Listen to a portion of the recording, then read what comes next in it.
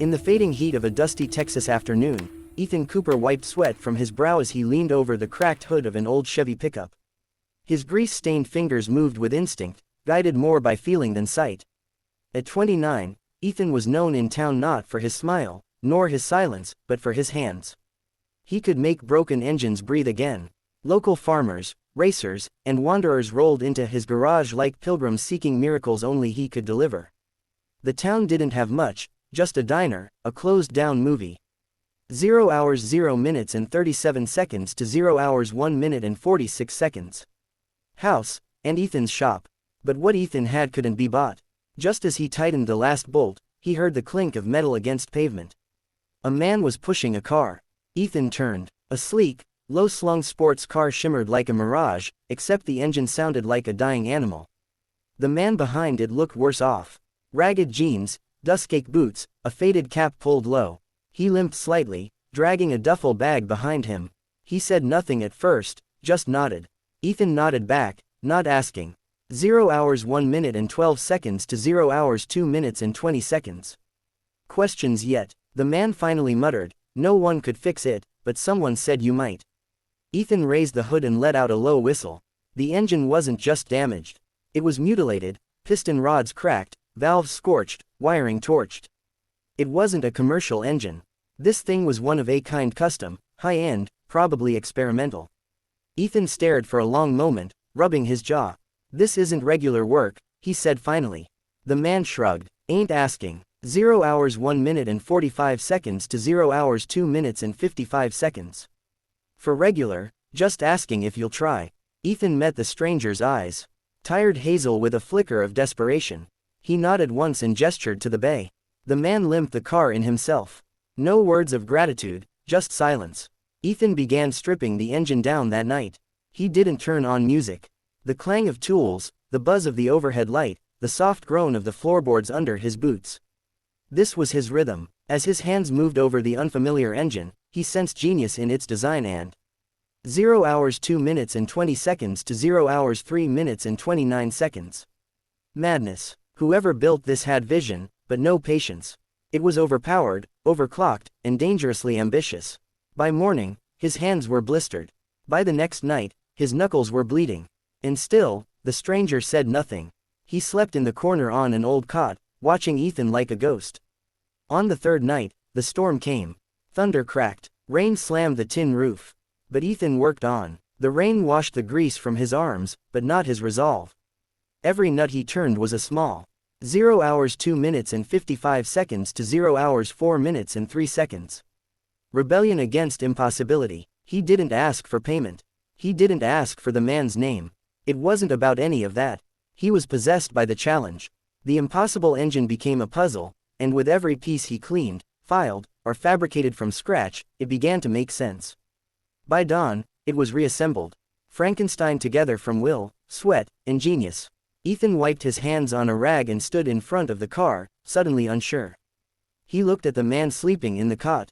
0 hours 3 minutes and 29 seconds to 0 hours 4 minutes and 42 seconds. Then reached over and twisted the key. For a heartbeat, there was silence.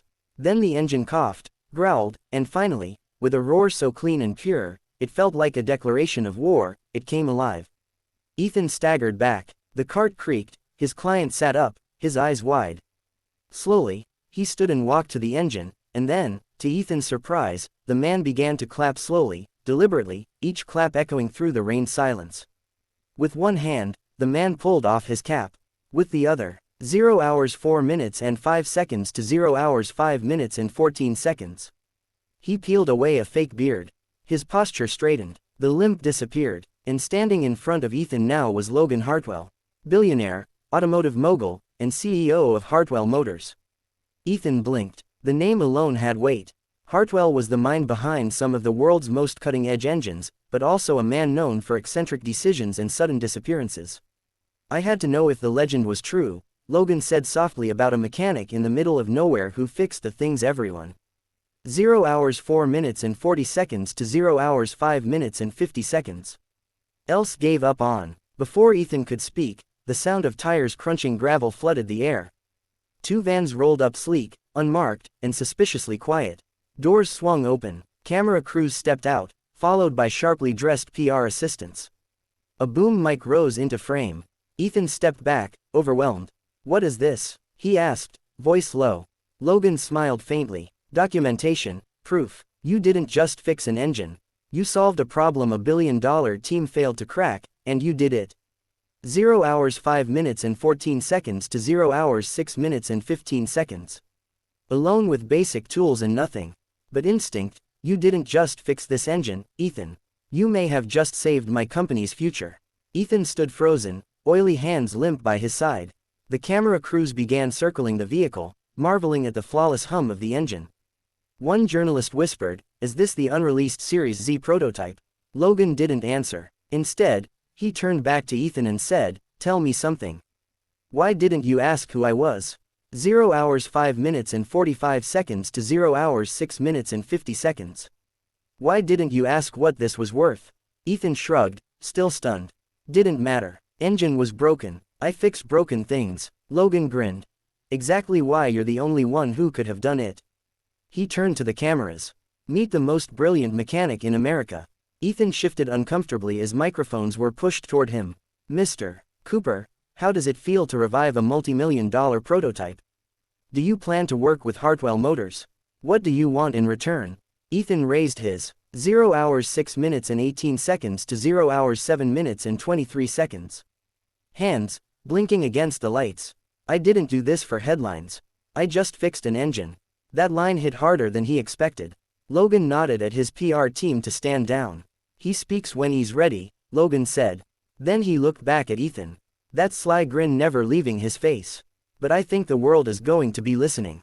Logan waved over his assistant, a young woman named Claire, who approached with a leather binder.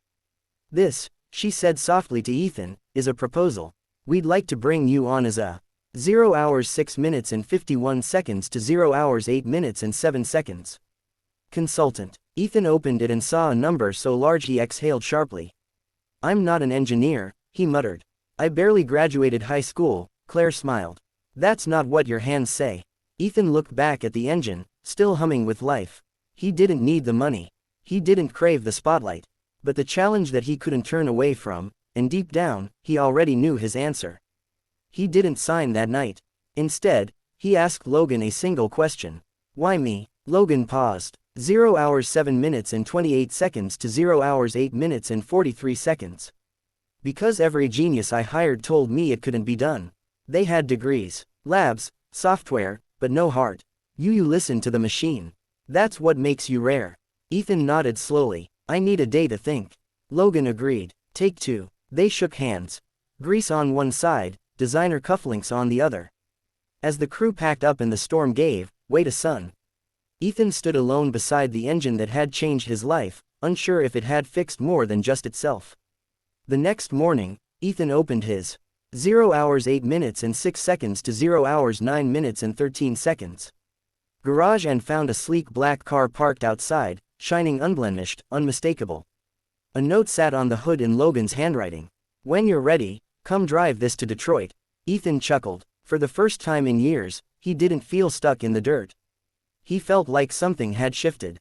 Purpose had knocked in. He'd answered. As he looked around his dusty garage, the silence felt different, not empty, just waiting. Waiting for what came next. Reporters bombarded Ethan with a flood.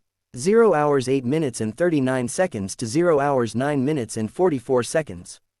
Of questions, their voices overlapping in a chaotic blur. Microphones were shoved in his face, flashes of cameras nearly blinding him. But Logan Hartwell raised his hand, silencing them all with quiet authority. "Let him speak when he's ready," the billionaire said firmly. The crowd hushed instantly. Ethan stood there in oil-stained overalls, overwhelmed by the sudden spotlight. This wasn't his world. His hands still carried grease from the engine he just brought back to life. 0 hours 9 minutes and 12 seconds to 0 hours 10 minutes and 16 seconds. He'd expected a handshake at best, not a media frenzy or national headlines by sunset. As the cameras eased away, Claire, Logan's elegant executive assistant, stepped forward. In her manicured hands was a sleek leather-bound folder. She smiled gently and offered it to Ethan. "We've been searching for someone like you," she whispered, leaning in just enough that it didn't feel like a corporate pitch. Ethan took it hesitantly, flipping through the contract without fully absorbing the 0 hours 9 minutes and 44 seconds to 0 hours 10 minutes and 51 seconds. Legal jargon. He closed the folder slowly and shook his head. I'm no engineer, he murmured, handing it back. Just a guy who listens to machines. His voice was humble but resolute. Claire paused, surprised by the quiet confidence in his tone. Logan chuckled from behind her. The kind of laugh that said he saw something his bored me. Exactly what my entire team forgot how to do, he said. That's why we're here, Ethan. Because you remember.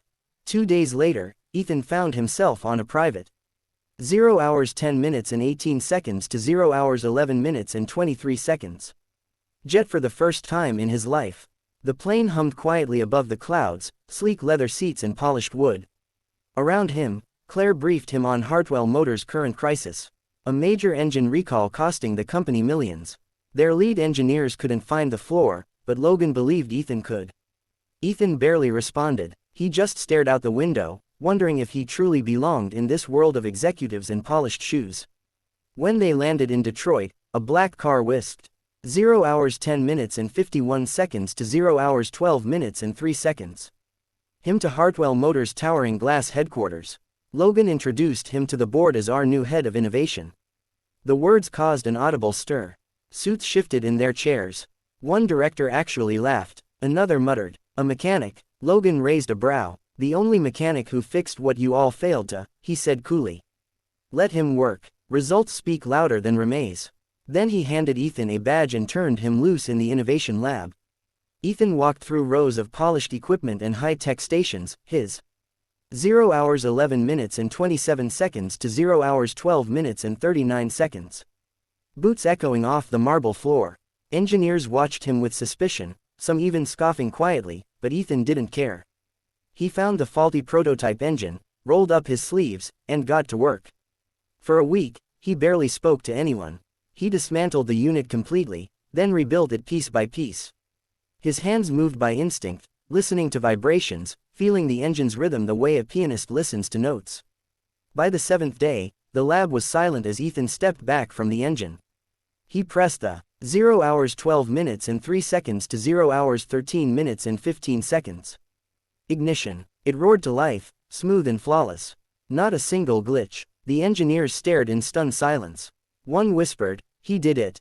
Another muttered, "It's perfect." Logan appeared from the observation window above, arms folded, a proud smile tugging at his mouth. "Gentlemen," he said over the intercom. "That is what happens when you listen first and talk later." From that moment, Ethan's place at Hartwell Motors was no longer questioned. Over the next few months, 0 hours 12 minutes and 39 seconds to 0 hours 13 minutes and 56 seconds. Ethan transformed the entire research division. He mentored engineers who once doubted him, showing them how to feel machines, not just measure them. He didn't use complex theories or expensive diagnostics. He used touch, sound, and intuition. And slowly, the numbers backed him up. Engine efficiency rose, failures dropped, customers returned, investors regained confidence, and somewhere deep inside the company's soul, something lost had quietly been restored. Passion. Innovation was no longer a buzzword. It was living inside. 0 hours 13 minutes and 17 seconds to 0 hours 14 minutes and 31 seconds. The lab again. Word spread fast. Auto industry leaders wanted to meet the mysterious Grease prophet from Texas. Tech Expos invited him to speak. At first, Ethan declined every invitation, but Logan urged to try. Greater than people don't need another engineer. He said they need a reminder that soul matters in machines.